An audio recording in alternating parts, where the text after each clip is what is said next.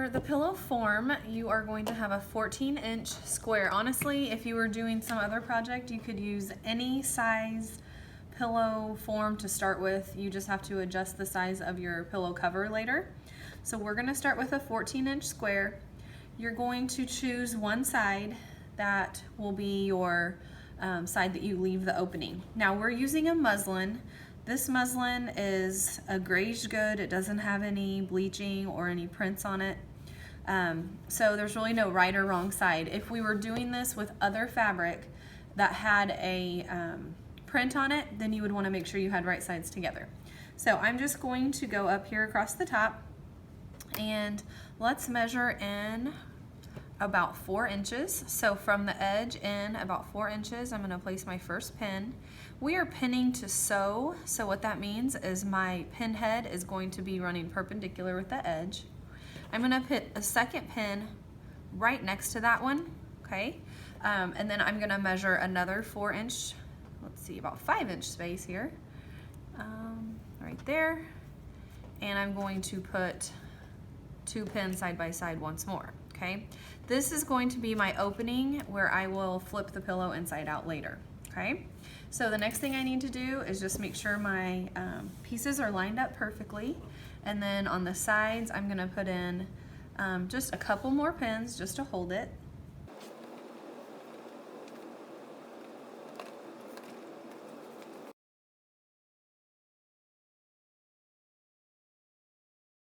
For this project, we're going to work on a stitch selector of 1. That's just a straight stitch with the needle over to the left position, and a standard stitch length of 2.5. Before we begin with the pillow sewing, we're going to test out a scrap and make sure that the machine is properly threaded. Since this is our first project in class, I want to remind you of a couple things. After you've threaded the upper portion of your machine and placed your bobbin in, we want to make sure that the tail that's coming out of the needle is going to go under the presser foot. Okay, we are going to sew this pillow form using the edge of the presser foot as our seam allowance, which is about a 4/8. So what I'm going to do is I'm going to have my presser foot up. I'm going to slide my fabric. This is just my scrap. I'm going to lower my needle, lower my presser foot. I'm just going to hold on to this thread back here to keep it out of the way. And I'm going to stitch forward about 3 stitches and reverse about 3. Notice I let go of that tail.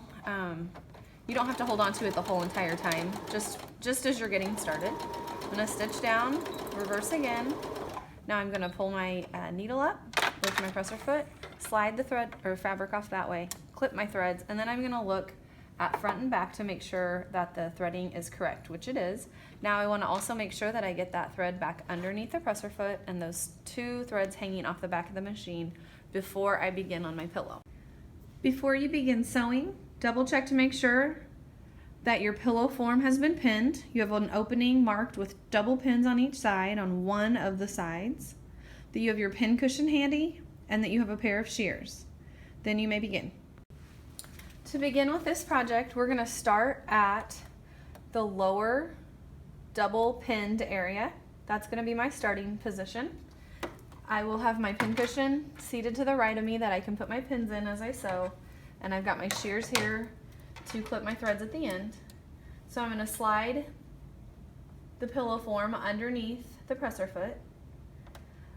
I'm going to go ahead and lower my needle, and I'm just going to pull those pins out now that my needle is holding those 2 fabrics in place. I'm going to lower my presser foot. We're using the edge of the presser foot as the guide, so the right edge of the foot is going to be lined up with the fabric for the entire project. So I'm going to go ahead and stitch forward about 3 to 4 stitches. Because this is something that I'm going to be stuffing, I do want it to be extra secure, so I'm going to do an extra back stitch or 2. Okay. Then I just stitch forward to the corner. When I start approaching the corner, I'm going to pause and get a little bit slower.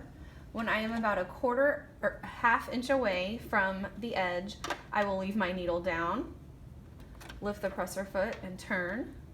And you might be able to see that from the edge of the foot, I have another about 1/8 of an inch to go. So I am going to lift again, reverse back to where I was, I'm going to go one more stitch, and I'm just using my hand wheel to go one stitch. Then I'm going to leave my needle down, raise my foot, and pivot. Okay, so I'm pivoting on all four corners. Now as I get on this side, as I approach that pin, I'm just going to slow down a little bit, pull the pin out before I get to it, and put it in my pin cushion. And I want you to do that on all sides.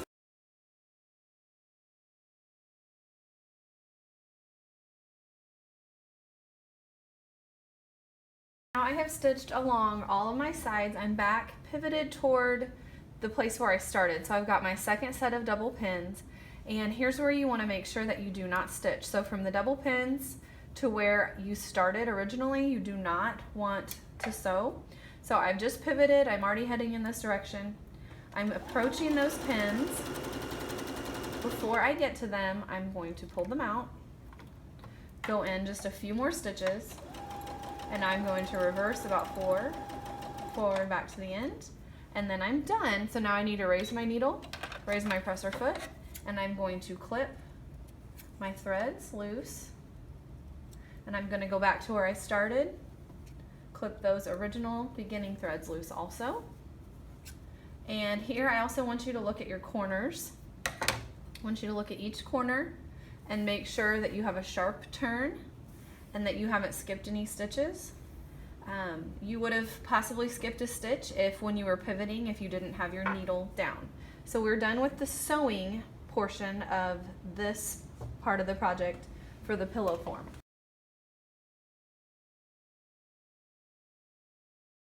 All right, next we're gonna clip the corners. So at each of the 4 corners, you are going to go in at an angle. So I'm coming from down here on the side, and I'm going close to the stitch line, but not into it. And then I'm going to go at an angle back this direction on the other side. Okay, so I'm basically cutting off a little boomerang shape of each corner. There are other ways of grading. Grading is what we're doing here. We're grading the seam, we're clipping the corners. There's other ways of doing it. Sometimes you would just clip straight, but I have found that you get a finer point on the corner if you do it this way. So I'm going at it at an angle, and I'm coming back toward this direction at an angle toward the seam. Okay, and then we'll just repeat that on the other 2 sides. If you can clip all the way off like that, and then clip all the way off again, that's fine, as long as you're ending up with that same shape. The main thing you want to avoid is cutting into the stitching. If you do accidentally cut into the stitching, you would want to go back to the machine and make a repair at this stage. So you'd want to make a repair. If I cut into the seam, I'd want to go back to the machine, repair it now before moving on to the next step. We're going to flip the pillow with the right side out. You're just going to go to that opening that you left at the top. If for some reason you didn't leave an opening, you're going to have to seam rip to open up one of the sides about 4 or 5 inches, just so that you can turn it inside out so you can stuff it. Okay. As I flip it, I am trying to poke the corners out as I go, but you could always, or you should always, take something that has a dull point at it. I don't want something too sharp that would actually stab through the corner, but I want to be able to poke it out. So I'm going to use this as a loop turner. I'm just going to get down into the corner, and I've already clipped my corner, so I don't have much fabric in there, I don't have much bulk, but I want to just poke those out as sharply as I can.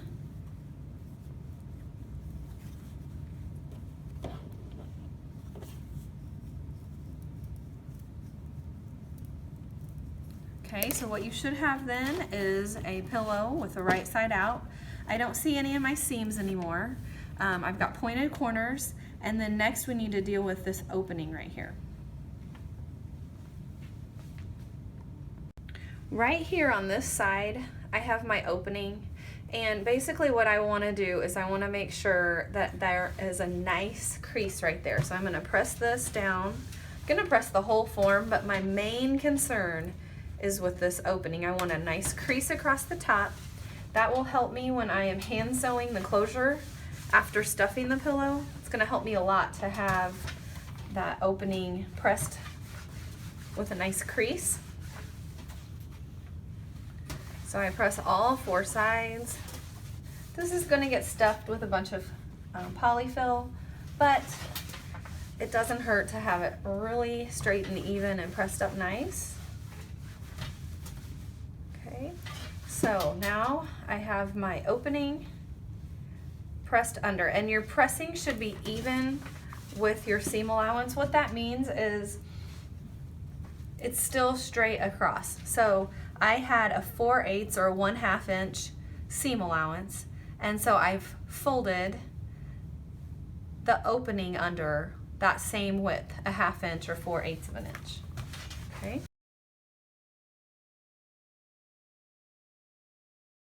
So next you will start taking handfuls of the polyfill and stuffing it into the opening of the pillow, making sure you get it down deep into the corners and you fill it really full so that it is not lumpy. So you want it to be as full as possible, still allowing you to close up that top closure that's open.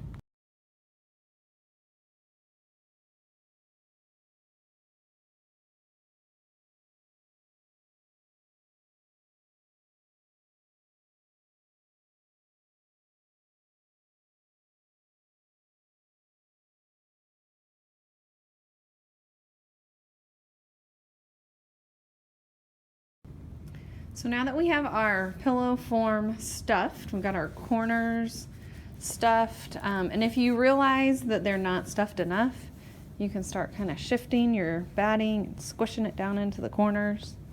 Okay. You don't want too much extra space left in your pillow. Okay, you want it to be pretty firm so that once it is done, I'm going to take that opening there, so there's stuffing coming out of it right now. I need to close it up. I am going to pinch it closed with my fingers, push any of the extra batting down into there, and then I'm going to take my pins, and this part's important, and I have these nice long quilting pins. I'm going to go in, so I'm starting out on one side. I'm going to go in all the way through both layers and back to the other side, and then I'm going to pull tight again. And you'll probably need 2 or 3 pins. If you have those really little pins, then you might need 3 or 4. With these quilting ones, I'm going to end up using 3. So I have my top edge pinned closed, and now I'm ready to hand sew it with a ladder stitch.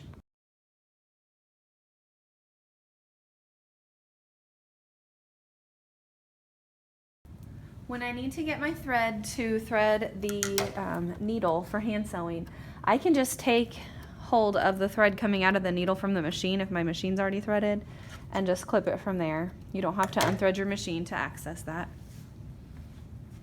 Then I'm going to take one end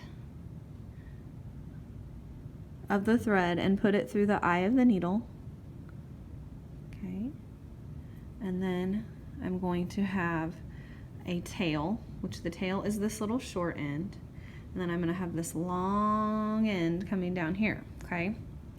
I do not want you to tie the ends of your threads together. I want you to leave a tail, okay?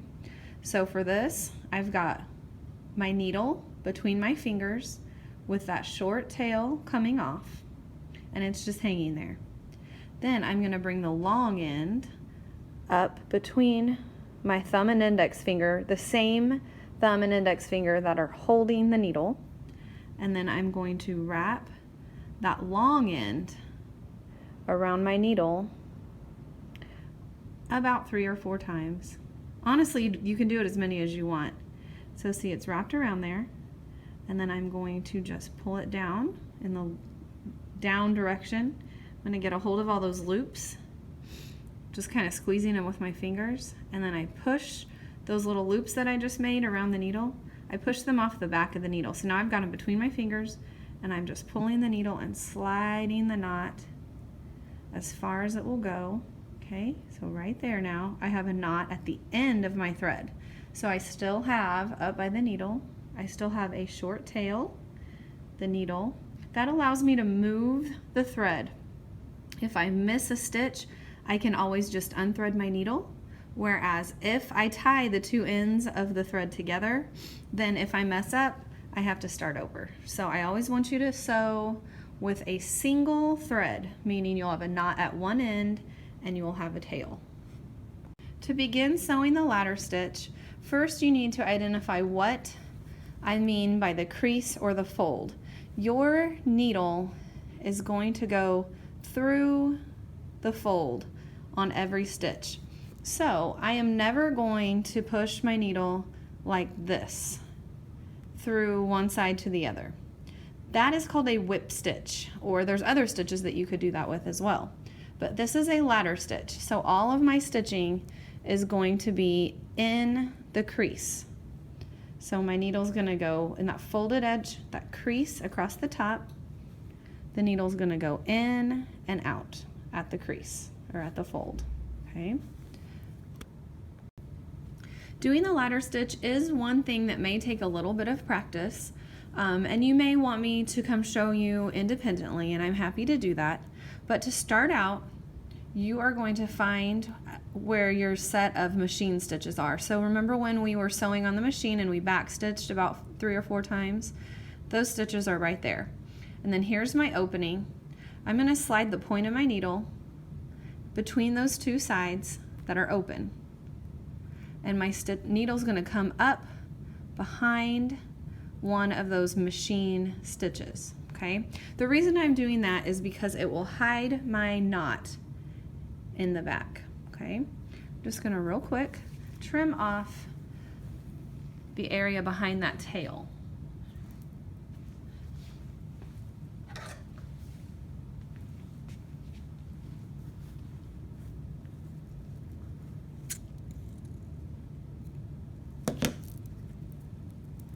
Okay, so I'm going to pull this again. That knot just disappears between the two sides, which is great. You don't want to see the knot. So what I'm going to do next, this is actually most comfortable for me to turn it. I like to squeeze the two sides between my fingers while I'm stitching, but we're going to move from one side to the other. So the way I'll talk about this in the video will be the side closest to me and the side away from me. The side closest to me is right here. I'm going to start out with my needle going in the fold and out of the fold. And I want my stitching to be about 1/8 of an inch. Okay, so I went in the fold and out of the fold, all on the side closest to me. I'm going to pull my needle through and give my thread a little tug. My next stitch, I'm going to go directly across from where that last stitch came out, in the fold, out of the fold, and then give it a little pull. Okay, now I'm on the side that's away from you, but I'm going to go directly across from that last stitch on the side that's closest to you, in the fold, out of the fold, and give it a little pull. I'm going to zoom in a little bit and see if that helps. Okay, so here's where my last stitch was. It was on the side that's closest to me. Now I'm going to go directly across from that, in the fold, out of the fold. In the crease, that's the crease that runs right across the top. It's the part that you pressed and made an edge. Okay, so now I'm on the side that's opposite you. Now I'm going to go directly across from that last stitch, in the fold and out of the fold, and I'm going to pull the needle through. So the key thing here is I want to give it a little pull each time. When I give it a little tug, then what happens is the thread disappears on me. Okay, it gets hidden inside. So we want to make sure that we have relatively small stitches, about 1/8 of an inch, and also about 1/8 of an inch apart. Okay, I'm going to pull this needle out, or this pin out, excuse me, because I don't need it anymore. But I'm still going to continue doing that same ladder stitch across the top the rest of the way, in the fold, out of the fold.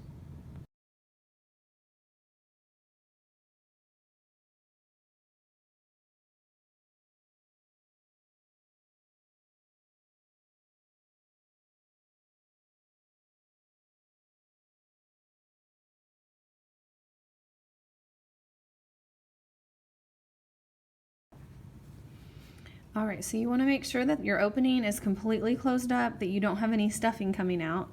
So I've ladder stitched all the way across here. You may notice that you really can't see my stitches. They're hidden within the seam. You can kind of tell where they are, but you can't really see them, and that's what you want to happen. You want them to be hidden. I'm going to go ahead and do one last stitch here, and then to secure the ends, here's what you'll do. Okay, so I'm on my very last stitch. I'm going to go underneath a machine stitch. So this side I can't see them as easily, but they're still there. So I want to get underneath a machine stitch, pull through, and remember the machine stitches, when I say that, I mean where you back stitched when you were finishing up that side. So I've got this little loop. I'm going to put my needle through the loop and then pull, and I'm going to do that one more time. So I'm underneath that machine stitch, same one I did previously. My needle comes through there. I get this little circle loop at the end, so my needle will go underneath that loop, through the loop, and then pull tight. And this is just creating a knot at the end. If you want a little bit of extra security, you can go one more time underneath those machine stitches, pull the needle through. When I get that little loop at the end, I put my needle through the loop and then pull tight. Okay, so I've got a nice knot to secure the end. My last step is I'm going to put the point of my needle down back between the two sides, right next to where I was just working. So where I just tied my knot, my needle is going to go between the two sides, like in the middle of the seam. I'm going to go back inside toward the middle of the pillow, and see my needle's coming out right down here. Okay, I'm going to push the needle all the way out, and then the end of my thread is coming to the inside of the pillow.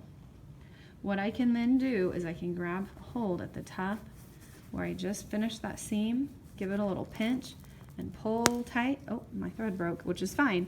So the tail now is lost inside the pillow. We don't have any kind of loose ends hanging up at the top. So now your pillow form is done, and we just now need to make the cover for it.